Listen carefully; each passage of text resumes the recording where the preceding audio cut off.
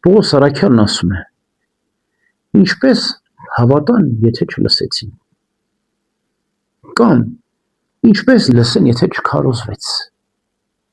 Ուրեմն հավատքը գալիս է Աստծո խոսքից,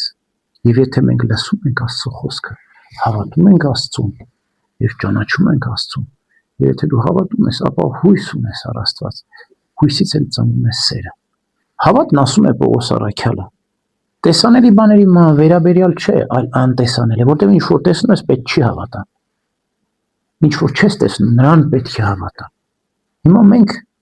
իրար ինչպես ենք տեսնում, աչքերով, չէ՞։ Իսկ օրինակ կույր մարդը ինչպես հավատա լույսին, եթե չի տեսնում։ Մենք ինչպես ենք իրար լսում ականջներով։ Իսկ խուլը ինչպես հավատա լսողությանը, երբ եթե չի լսում։ Մենք խոսքով ենք իրար, իսկ համրը եթե չի խոսում, ինչպես հավատա, որ խոսք կա։ Մենք ձեռքերով, ոտքերով ենք շոշափում միմյանց, չէ՞։ Իսկ ձեռք ոտք չունեցողը ինչպես հավատա, որ ձեռք ոտք կա։ Մենք միմյանց բուրմունքն ենք, հոտն ենք անում, իսկ նա ով հոտառությունը թույլ է, ինչպես հոտի համը զգա։ Ինչու մեզ բոլորը ես ասում, որպես մենք հասկանանք, որ Աստծուն ոչ թե մենք պետք է արտաքին զգայարաններով հավատանք, այլ ներքին զգայարանով պետք է հավատանք։ Մեր Տերը Հիսուս Քրիստոս առաքյալներին ասում է. դուք տեսաք եւ հավատացիք։ Դուք տեսաք,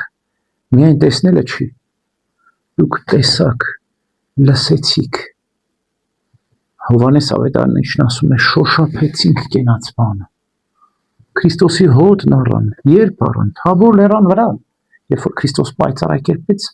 առաքյալները թմրեցին, ասում են։ Ինչից թմրեցին, քուն եկավ, ինչ եկավ, այնպեսի բուրմունք էր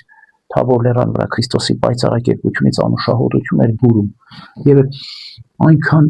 հրաշք էր այդ անուշահոտությունը, այդ բուրմունքը, որ իրենք թմրեցին, քնեցին։ Եվ վերջո ճաշակեցին Քրիստոսին։ Կենաց բանը ճաշակեցին, առեք, կերեք, այս է իմ մարմինը, այս է իմ արյունը։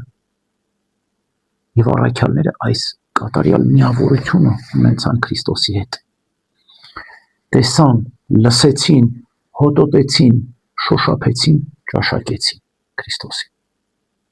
Բայց հիմա մենք որբ ու անդեր, որտեղ տեսնենք Քրիստոսին, որտեղ լսենք, որտեղ հոտն առնենք, որտեղ շոշափենք, որտեղ ճաշակենք Քրիստոսին։